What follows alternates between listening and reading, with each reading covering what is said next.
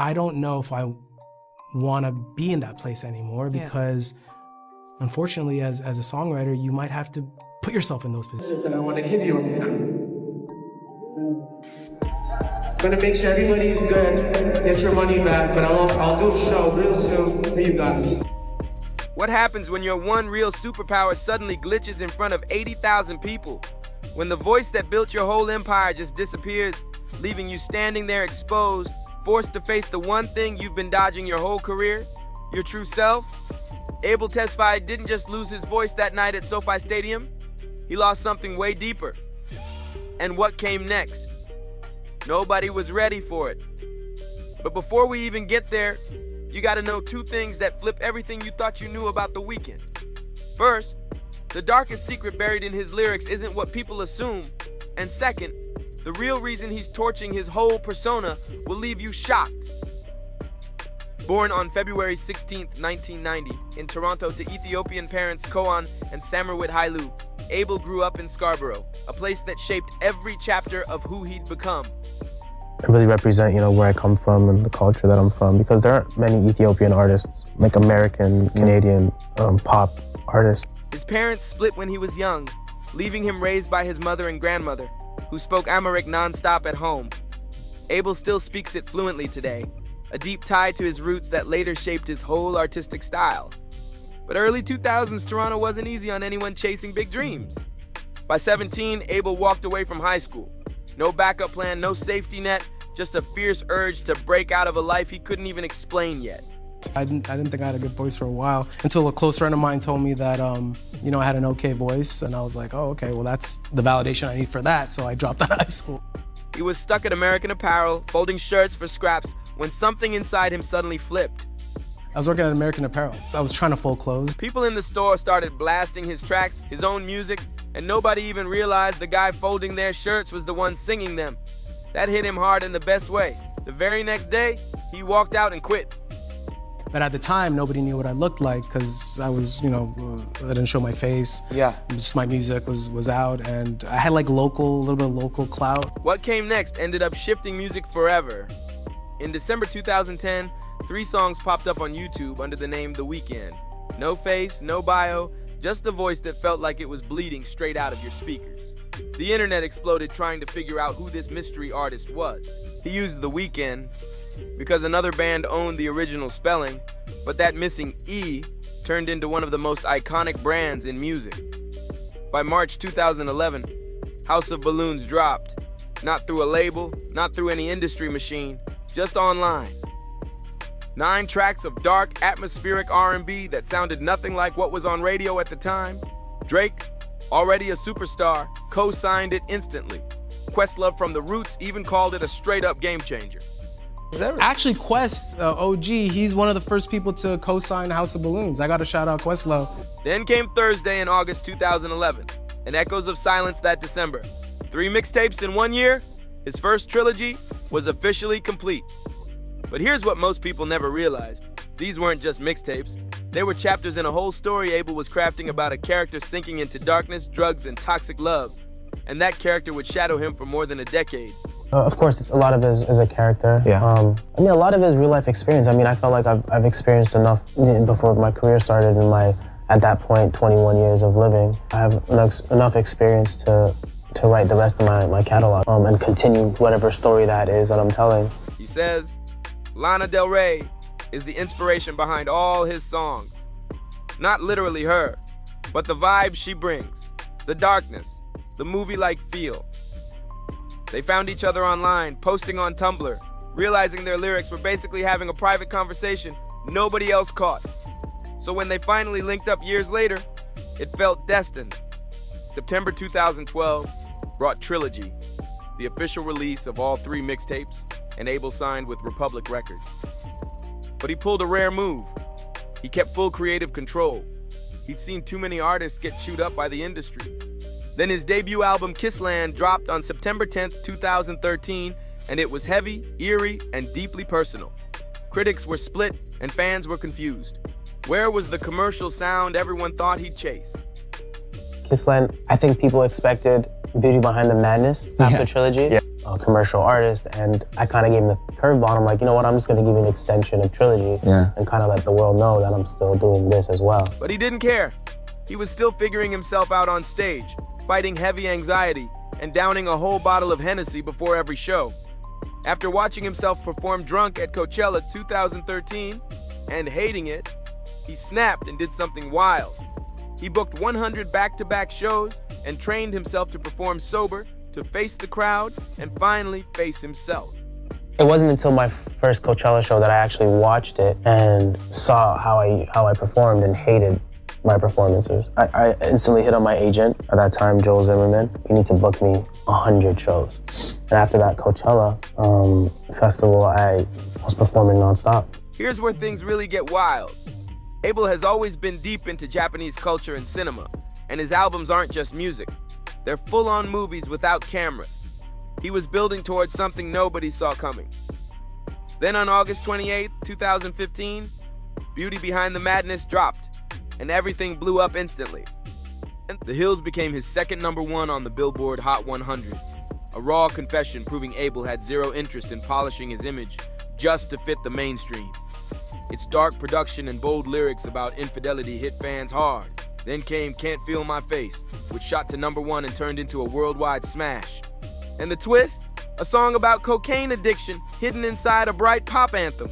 Tom Cruise even performed it on national TV, and that lip-sync moment helped push the track to record-breaking levels. And Abel still hasn't met Tom Cruise, but he's sworn he'll return the favor one day. Definitely saw that. It helped. It actually helped the song. I mean, thanks to him, obviously. Never met him. No, I'm a huge Tom Cruise guy, though. Earned it from 50 Shades of Grey, landed him an Oscar nomination, and then 4 Grammys came rolling in. Suddenly, he was everywhere.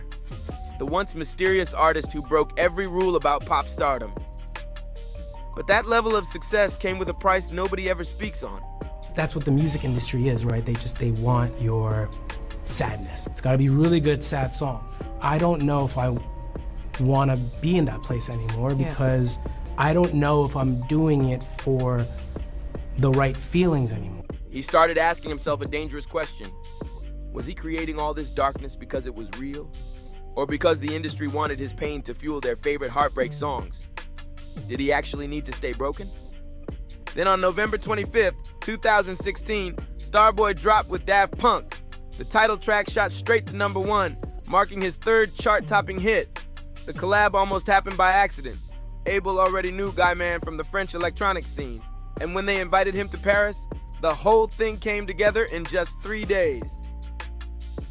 So being able to work with them, it felt like a bucket list. And then we got into the studio and literally did Starboy, and I feel like coming in like 2-3 days. The drums for Starboy came from a simple loop Guy Manuel had saved on his phone. I can hear drum loop every time, Thomas is like, okay, next take. So I'm like, what the is that? What is that sound? So I walk in and it's Guy-Man on his phone, and it's the drums of Starboy. She's like, I'm like, what is that? He's like, no, it's just something on my phone. I'm like, put that shit on the fucking speakers. Abel thought the track was just a cool vibe, but his team heard a hit waiting to blow, and they were right. I Feel It Coming, also with Daft Punk, gave him another huge smash from the same album. Thomas and Guy-Man had already started a track, which was I Feel It Coming, which was just the music.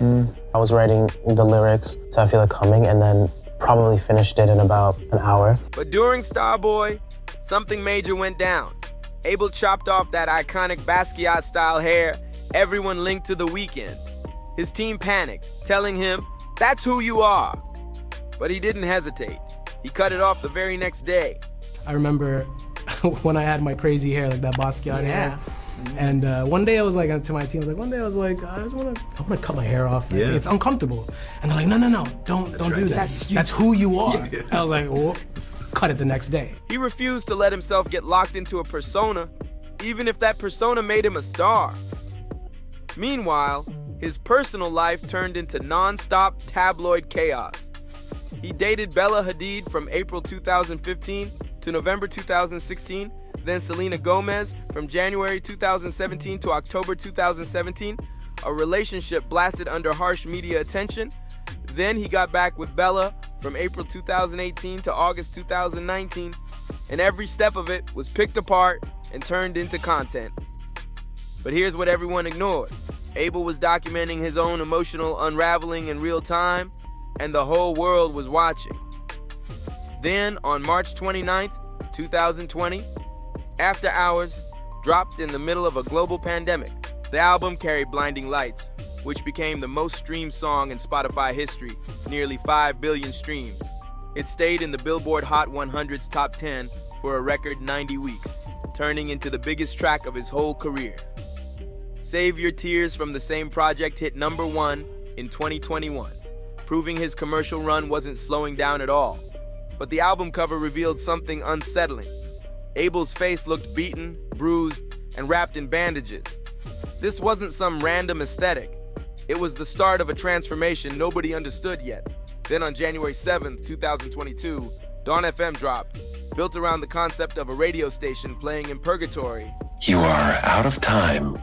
You're almost there, but don't panic. There's still more music to come. Jim Carrey stepped in as narrator, and Quincy Jones showed up too. The whole concept was bold, strange, and stunning, with Abel pushing boundaries again. But behind the scenes, something inside him was quietly cracking. When it goes tough, you just sit down. You're not Superman. We're all human. You can't perform your way out of, whatever issues you're going through. So I think that's what this film was. A very cathartic piece of art for me. The pressure kept stacking. Pressure he put on himself, the kind no blood test or scan could ever show. He pushed through family losses, breakups, even high fevers, all while relying on his voice as his superpower, his one escape from reality. I've always been able to perform through it. I've been through deaths in the family, breakups, high fevers, and I still somehow was able to go on stage and perform. My voice was my superpower. For 90 minutes on stage, he could shut out everything and just perform until the day he couldn't. At Sofi Stadium in Los Angeles, in front of 80,000 people, Abel's voice suddenly gave out, and it wasn't because of nodes, damage, or any kind of physical injury. When I lost my voice in front of 80,000 people, yeah. And when we found out that it wasn't an actual physical injury. So I could have continued. It might have been like a mini breakdown or something. His body was sending warnings his mind refused to hear. Stop. Slow down. Face what you've been dodging. When doctors realized nothing was physically wrong, that's when the real fear hit. Because if it wasn't his vocal cords, then what was it? What message was his mind trying to force him to confront? Me losing my voice was, my universe telling me, you got nothing else to say. So take care of yourself and then come back. Most artists would have buried a moment like this, but Abel chose to turn it into a whole movie. This film was probably a stepping stone for me to be like, all right, there's something wrong with this person. He needs to face himself. They need to face each other. And he gets to be reborn. Working with director Trey Edward Schultz, he crafted Hurry Up Tomorrow, a psychological thriller about a pop star losing his voice and his sanity at the same time. I have to go right now. I'm getting calls. I have to catch a flight. I'm on a tour. But here's the craziest twist. Abel had to finish songs the day before filming scenes where he performed them a cappella, pure pressure on another level. I do sing in the film. I had to sing in the film, but my album wasn't done yet, so I had to finish songs day before scene. The film turned into his own personal therapy session. Every dark thought, every doubt, every moment he questioned whether he was creating pain just to make sad songs that sell. He even wrote In the Night in Marilyn Monroe's old bedroom, letting all that emotion spill out. He later became the first artist to hold the top 3 spots on the Billboard Hot R&B chart at the same time. He'd reached everything he once dreamed of. So why did success start to feel like he was sinking? Jenna Ortega co-stars in Hurry Up Tomorrow as the stranger who forces Abel's character to face himself, and Barry Keoghan shows up too. The cast is loaded, but the real show is Abel finally admitting that the Weeknd, the persona he built at 20, might be hurting the real person underneath. At what point does the sadness turn into a performance? When do you stop writing from real life and start creating chaos just to have something to write about? Those are the questions haunting the film and haunting Abel himself. Telling my body to just slow down. Me being just stop overthinking, stop working. You did it.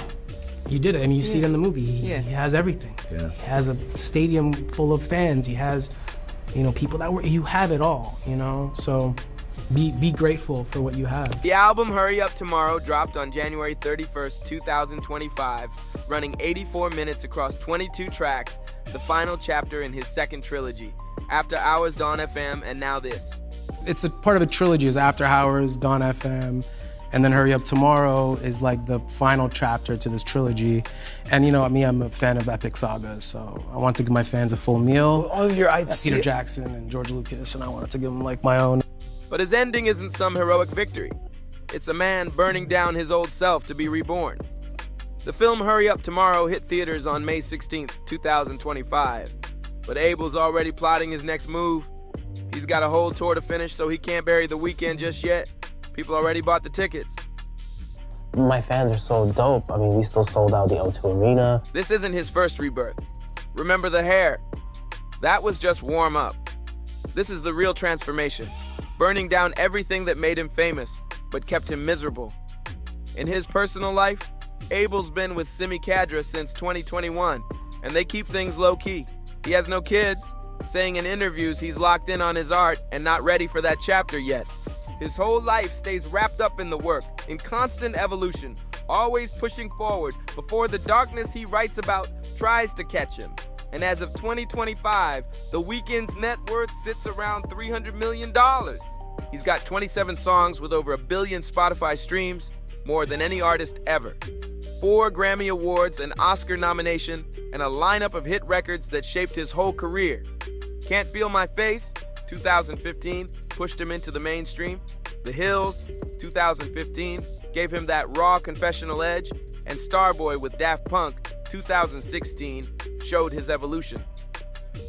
Then came I Feel It Coming with Daft Punk in 2017, Blinding Lights in 2020, the most streamed song in Spotify history, and Save Your Tears in 2021, proving he's still ruling the top spots.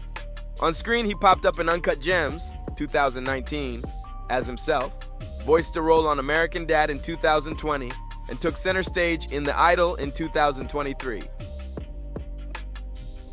Let me catch you looking at her again. Let me catch you looking at her again. His controversial HBO series, where he starred and executive produced, and Hurry Up Tomorrow, 2025, his first true lead film role, all look impressive on paper. But none of it means anything if losing yourself is the price you pay to make it. So what's next for Abel Tesfaye? He doesn't know. And for the first time ever, that uncertainty doesn't scare him anymore. Maybe that's the real superpower. Not the voice, not the stats, but the courage to stop running from yourself long enough to figure out who you are when nobody's watching. The film ends with fire, cleansing, rebirth. Abel walking away from the camera towards something we can't see yet. The Weeknd is gone. Long live Abel Tesfaye, or whatever version of himself he chooses next. Because when the lights shut off, the crowd leaves, and there's nobody left to perform for except the person staring back in the mirror, he finally has to face the question he's dodged his whole career. Was any of it real? Only time will tell. Drop a comment, hit like, subscribe, share, and I'll see you on the next one.